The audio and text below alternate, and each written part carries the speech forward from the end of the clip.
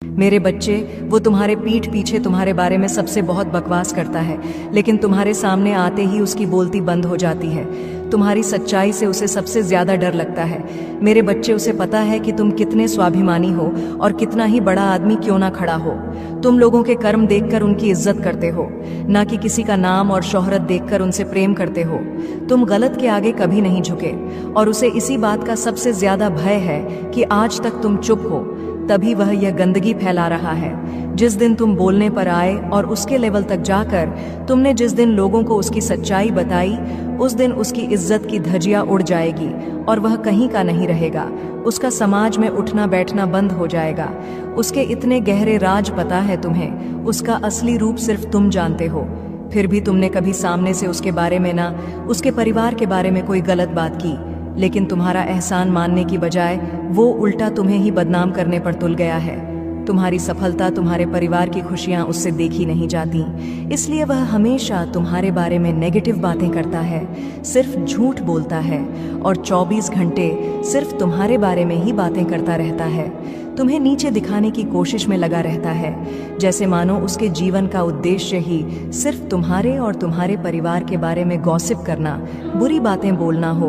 उसने तुम्हारे जीवन में इतनी दिलचस्पी दिखाई कि खुद का सब कुछ गवा बैठा, खुद का काम बंद होने के कगार पर आ गया है, आर्थिक रूप से बर्बाद हो चुका है।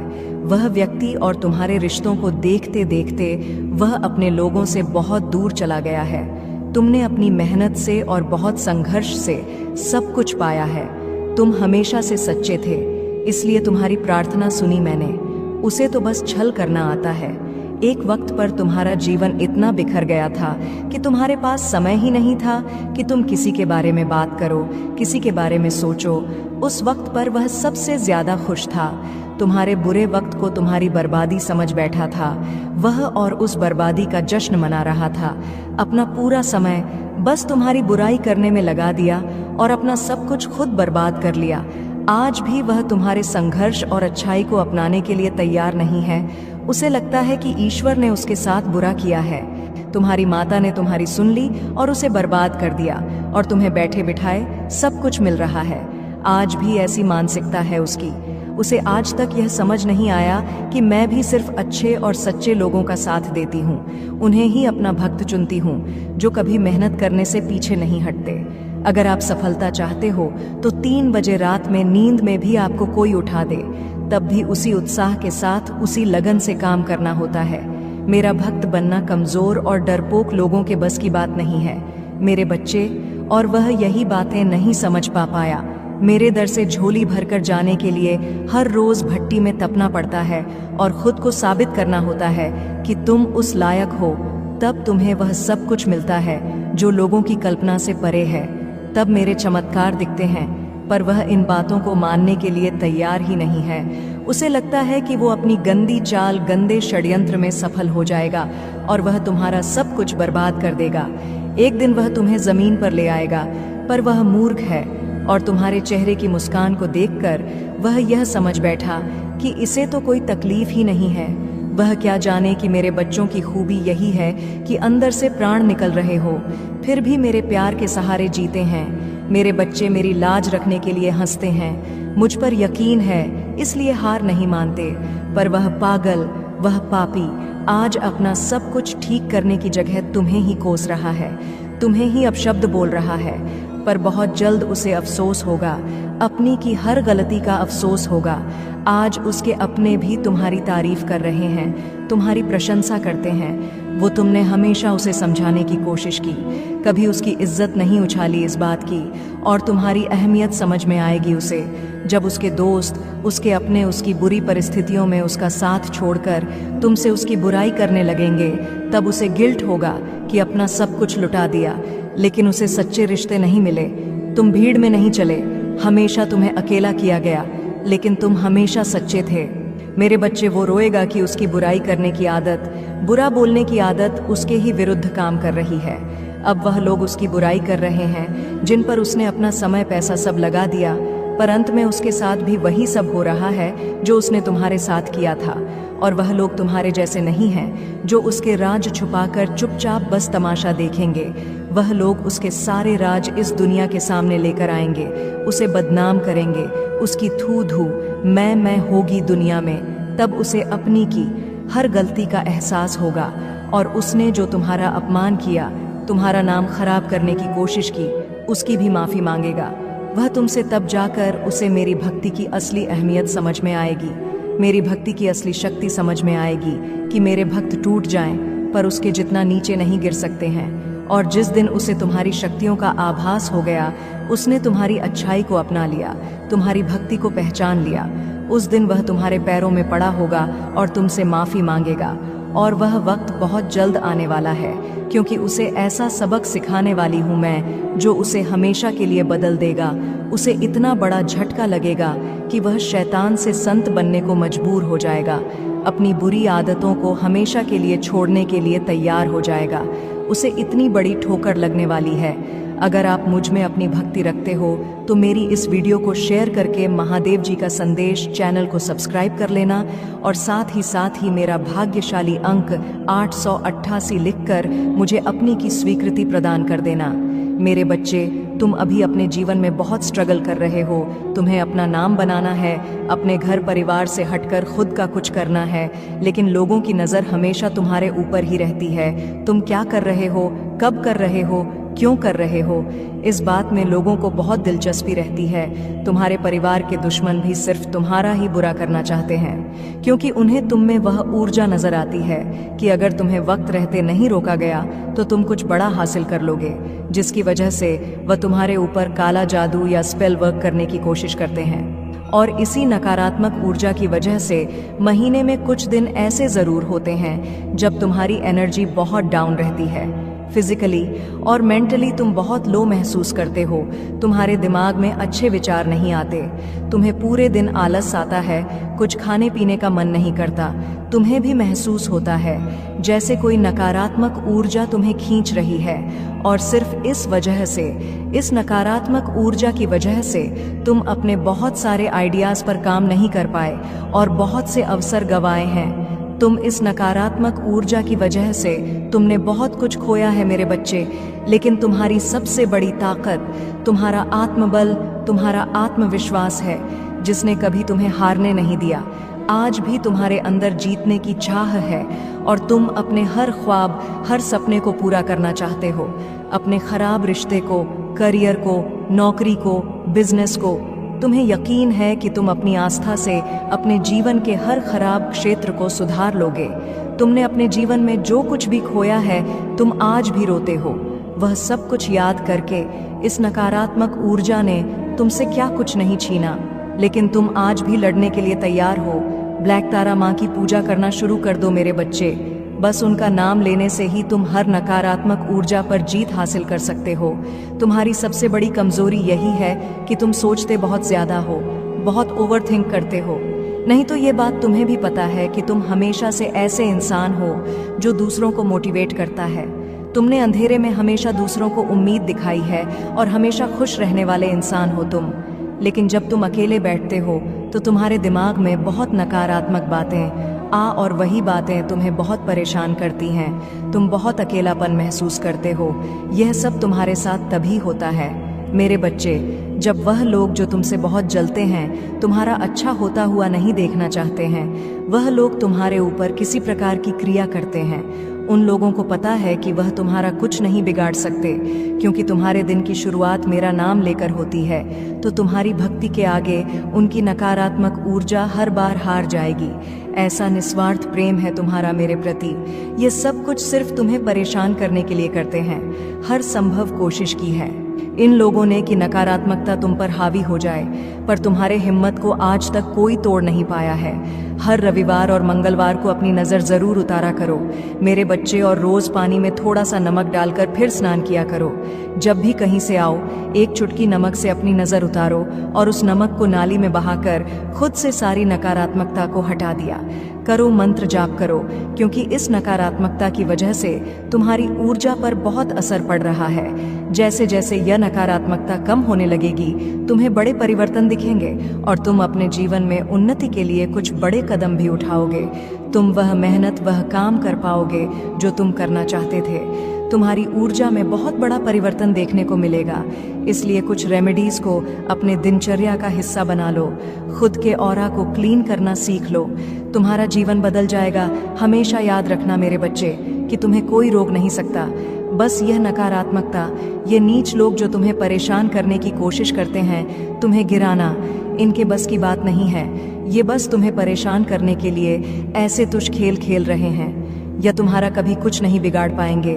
क्योंकि अगर तुम्हें हराना इनके बस में होता तो यह लोग तो क्या कुछ करने की योजना बना बैठे थे। पर यह लोग तुम्हारा बाल भी बांका नहीं कर सकते हैं। बस जो भी नकारात्मक ऊर्जा अभी तुम्हारे काम बिगाड़ रही है, तुम्हारी ऊर्जा को प्रभावित कर रही है, बस उस ऊर्जा को खुद से दूर करो।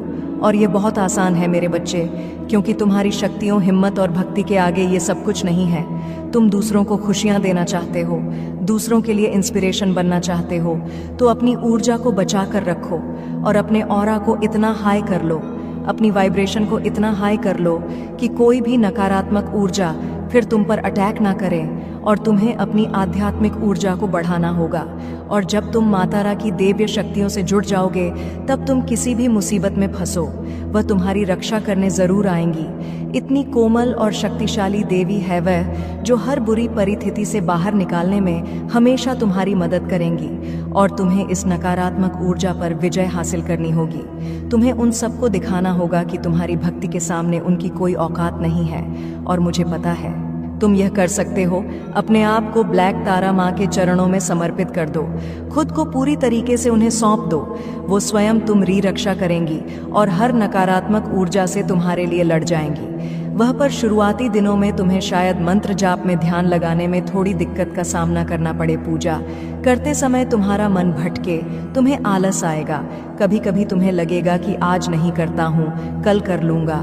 पर किसी भी हाल में रुकना मत और अपनी पूजा में एक भी दिन का ग मत आने देना, क्योंकि वह नकारात्मक ऊर्जा तुम्हारे मन को बहुत विचलित करेगी, तुम्हारे मन को बहुत भटकाने की कोशिश करेगी, ताकि तुम अपनी पूजा से भटक जाओ। इसलिए किसी भी परिस्थिति में तुम्हारा मन करे ना करे, तुम खुश हो, उदास हो, उनकी भक्ति जरूर करते रहना और मंत्रों का जाप जरूर करते रहना। और मन में अटूट विश्वास रखना कि कितनी भी बड़ी नकारात्मक शक्ति हो, तुम उस पर विजय जरूर हासिल करोगे, क्योंकि तुम मेरे ही स्वरूप की पूजा कर रहे हो और तुम कोई भी सिद्धियां प्राप्त कर सकते हो, किसी भी साधना में सफलता पा सकते हो, क्योंकि मेरी शक्तियां, मेरा आशीर्वाद हमेशा तुम्हारे साथ है। मेरे बच्चे, वह खुद को ईश्वर समझने लगा है, खुद को भगवान से भी ऊपर रखता है। उसके मन में वहम इसलिए है क्योंकि उसके हिसाब से अगर ईश्वर होते तो उसे सजा मिलती। उसको बहुत घमंड है कि कोई भी व्यक्ति उसका कुछ नहीं बिगाड़ सकता। कलयुग बुराई का युग है और उसने बुरी शक्तियों को वश में कर रखा है। अब कोई भी उसका कुछ नहीं बिगाड़ सकता, क्योंकि वह इन शक्तियों से जो कराना चाहता है वह करा सकता है, जिसे रुलाना चाहता है उसे रुला सकता है। लोगों को तकलीफ देके नीचे गिरा के ही वह सबसे ऊंचे शिखर पर जा बैठेगा और सब बस चुपचाप देखेंगे। मैं भी उसको नहीं रोक पाऊंगी, उसके अंदर इतना घमंड आ गया है। तुम तो इस व्यक्ति से लड़के बहस करके समझा के थक चुके हो, हर तरीका अपना लिया तुमने, पर यह शैतान कभी गलत करने से बाज नहीं आया। अब तुमने सब कुछ मुझ पर छोड़ दिया है और अब बस मेरे न्याय का इंतजार है। तुम्हें जैसे उसे अपनी तंत्र विद्या और नकारात्मक ऊर्जा पर यकीन है, उससे 1000 गुना ज्यादा यकीन तुम्हें अपनी माता पर है। तुम्हें पता है कि जब कलयुग में पाप की अति हो जाएगी तो भगवान स्वयं आएंगे। कलयुग में ही भगवान को पाना सबसे ज्यादा आसान है, क्योंकि इस युग में तो भगवान सिर्फ नाम जप से मिल जाते हैं। और युग कोई भी हो, मेरे बच्चे, पापी कितना भी बड़ा शक्तिशाली हो, उसके पापों की सजा उसे जरूर मिलती है। तो मेरे भक्त नहीं हो, मेरी संतान हो, मेरे बच्चे हो। और जो भी बच्चा मेरे सामने रोता है, मुझे माँ कहकर पुकारता है, वह मेरी संतान है।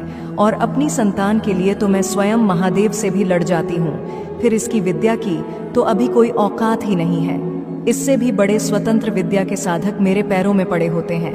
तंत्र विद्या की सिद्धि भी ई माता की आज्ञा और मेरे आशीर्वाद के बिना नहीं मिल सकती। लोग ईश्वर को पाने के लिए, उनसे जुड़ने के लिए, इन साधनांची, तुम्हें तो खुश होना चाहिए कि वह व्यक्ति इतना गंदा सोच सकता है। मेरी भक्ति करके वह आज मुझे यह आंखें दिखा रहा है, उसकी आंखों से आंसू भी नहीं निकलेंगे।